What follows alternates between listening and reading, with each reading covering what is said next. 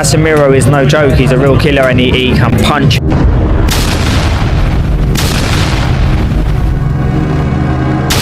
Ready na si Sir Mark kasi ayun. Plancha. Abate ka. Papugi tayo kasi maraming mga native doon. Pupunta. Aba! Ano sinasabi Para natin sabihin, pogi pala tong ano. Yung taga TVP na ano. Tas, pabango. Bango para ano. Daming excited na Sir Mark, ang daming excited na ngayon sa ano sa announcement. Oo. Ako rin excited eh. Na kinakabahan eh. Abate ka. Mukhang sabi nga nila, mukhang sineri na daw kasi parang wala daw ano, parang wala daw pag binanggit ang pangalan ni Uguni, mukhang wala daw, hindi daw masyadong pinag-usapan. Wala. Oo nga eh. Pero pag si ano, nakita ko sa site ni Sir Mark, nakita ko sa site ang daming nagsasabi doon na mga Japanese na gusto namin si ano si Neri na mano ni Casemiro. Mas inaabangan pa sila kontra kayong laban ni words of the mas excited pa ata sila na makalaban yung laban ni Neri at saka ni Casemiro kontra kay Tapalis at saka ni Inoue. Mukhang yun ang nakita ko sa mga news Oo. AJ, mamaya idol, alas 12 sa Pilipinas. Hindi na, alas 12 yan. Alas 12 sa Pilipinas, AJ, mayroong announcement na. Yan si Sir Mark, Live yan kumakit siya dito. Sa A-Sign channel tsaka TVP channel. Sa Treasure Boxing at saka sa E-Sign. A-Sign. Dalawa. Oo. Yun. Sa mga hindi pa nakapag-subscribe dyan sa E-Sign at saka Treasure Boxing Promotion, guys, puntahan nyo na kasi doon po yung official announcement ng kanilang promoter ni Chap Casemiro. For sure, akyat din si Cham siguro maya doon.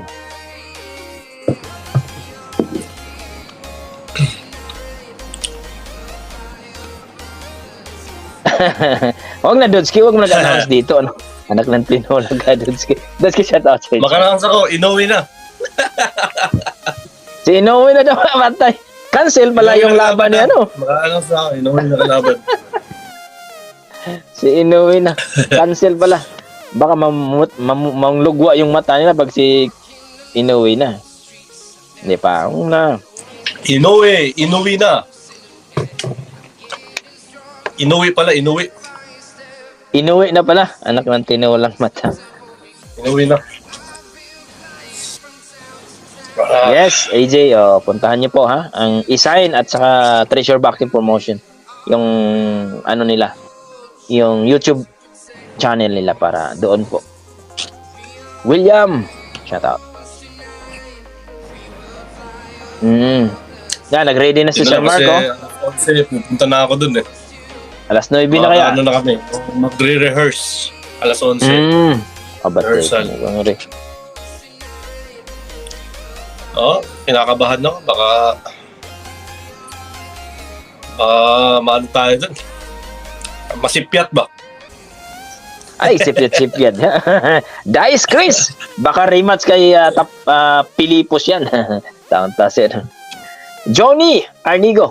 Muntik na matalo si Astrolabio, idol. Buti na lang, nakachamba. Alam mo, Sir Mark, nung kahapon lalaban, habang nanood ako, sabi ko, patay, kahit isang suntok lang to, yung mahulugan ba, yung street talaga. Oo. Sabi ko, sumabay ka na. Huwag mo nang anuhin kasi ito na yung chance mo. Sumabay ka na. Bahala na. Pusang gala, nakipagsabayan talaga si parang narinig yung sinabi ko ba. Nakipagsabayan si Sabi ko, sit up mo konti. Sabi ko nang para wag tanga yun, nakatama talaga. Pang, dito. Dito, dito. Tumba. Hindi nakatayo. Yun. Nakatayo pa, pero mukhang tapos sinugod ka agad. Pero, wala na. 4 lang naman na suntok yun, na hindi naman solido masyado, pero inano ka agad ng referee. Sabi ko, inano ka agad ng referee? Nagreklamo kaya yung si Yung Thailander. Thailander. Oh, hindi kagaya nung kay Champ Casimero, 2 beses pa na corner, hindi talaga inano ng referee. Oo. Parang parang referee, hayaan na, bugbugin mo yan. Parang ginano niya. Pero salute pa rin kay Astrolabio. Kaya sabi ko nga, magaling si Astrolabio talaga sa eliminator. Yung laban niya kay Putapop dati, talagang kinawawa si Putapop. Hopefully sa championship na, dito sa WBC kay Santiago. Dol, balik mo na ako. Ligo mo na ako. Sige, Sir Mark. Maligo At mo na ako. thank you Sige, so much. ready mo na ako. Dumami ang ating Okay, viewers. sige. Ingat, Sir Mark, ha? Yeah, bye-bye. Pupunta kami mamaya. God bless, Sir Mark. Sige. Dandy! Idol, sino ang promote ng laban ni Miel at Culasso? Teka. Ano pa yun, Idol? Tentative pa yun, Idol. Hindi pa yun talaga, Idol. Kasi, eto guys, ang laban po talaga ni ang timbang ni ano dito ngayon, ni tawag dito, ni Miel Pajardo ay 108 up to 112. Oo, kasi nasa rank 7 na po siya sa 112 sa flyweight. Pero dito sa light flyweight, hindi pa po nakita yung ranking niya. Pero dati, 11, rank number 11. Sa WBC yun ha. Pero sa IBF, sa flyweight, rank number 7 na po siya. Umangat na po yung ranking ni Kaya sana po nga makuha po ng magandang promoter itong si Miel Pajardo para makakalaban ng medyo yung malapit na talaga sa malapit na talaga sa world champion. ZD Sniper shoutout. Tamtam, may announcement ba, boss? O Tamtam, mamaya po alas 12 po ng tanghali dyan sa Pilipinas.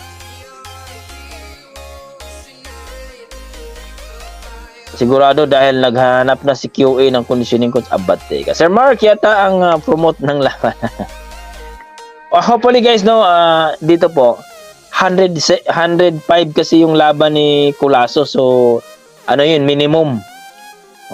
Mini flyweight yun. So kung babain yun, pwede naman babain ni Culasso kung mag-offer ng, siyempre malaking offer din kasi. Pero feeling ko, Idol, napakagandang laban yan kung si Culasso at saka si Miel Pajardo ha. Idol ha, bagsakan talaga. Guys, yung si si Jagan, magaling yun, nakita ko yun si Jagan, kaso ayun ko anong nangyari doon.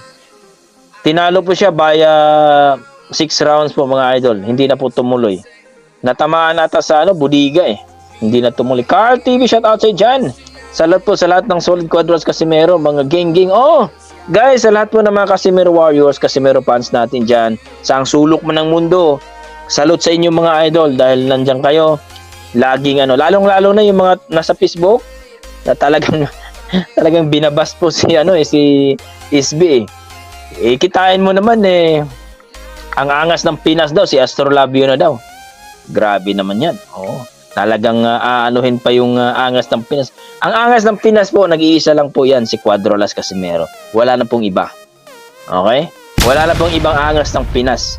Mayroon mang nag-aangas, hindi po talaga yun talagang, kasi nauna po si Cham Iba po yung nauna. Kaysa, like for example, angas ng Cebu. Yon. Pero feeling ko, maling-mali yung promoter nila, yung coach nila Hindi pa naman masyadong si angas ng Cebu, si John Paul Gabonilas, kawawa tuloy. Pero hoping na hindi po siya ma-depress mga Idol kasi bata pa naman yun. Hoping na hindi siya ma-depress. Hindi po kagaya ni Miel Pajardo. Na po yan? Tested na po yan. Pumupunta na po ng ibang bansa yan. Kaya, yan si Miel Pajardo. Hindi mo nagulat-gulatin yan. Kapag maglaban si Culasso at saka si Miel Pajardo, guys, sasabihin ko sa inyo, napakagandang laban talaga yan. No? Talagang, ewan ko lang kung hindi pa babagsakin ni Miel yan. Bagsak talaga yan. Sa tingin ko maglaban si Miel Pajardo Culasso, dihado si Pajardo dyan. Dihado si Pajardo kung hindi niya makuha yung timbang. 105 yan po si Pero kung babae naman ni ni Pajardo, okay naman, pero kapag medyo hindi makuha, medyo magbabawas ng timbang si Pajardo, medyo delikado din. Pero kung kaya naman na makuha yung timbang 108 o minimum flyweight, maaari, pwede naman. Pero yun nga lang, sugal din yun. Kasi ano na sugal din yun kasi nasa 112 na po si Fajardo. Rank number 7 po siya dyan sa flyweight. Sa light flyweight po, sa WBC, hindi pa po nakarank po. Pero susilipin natin yan.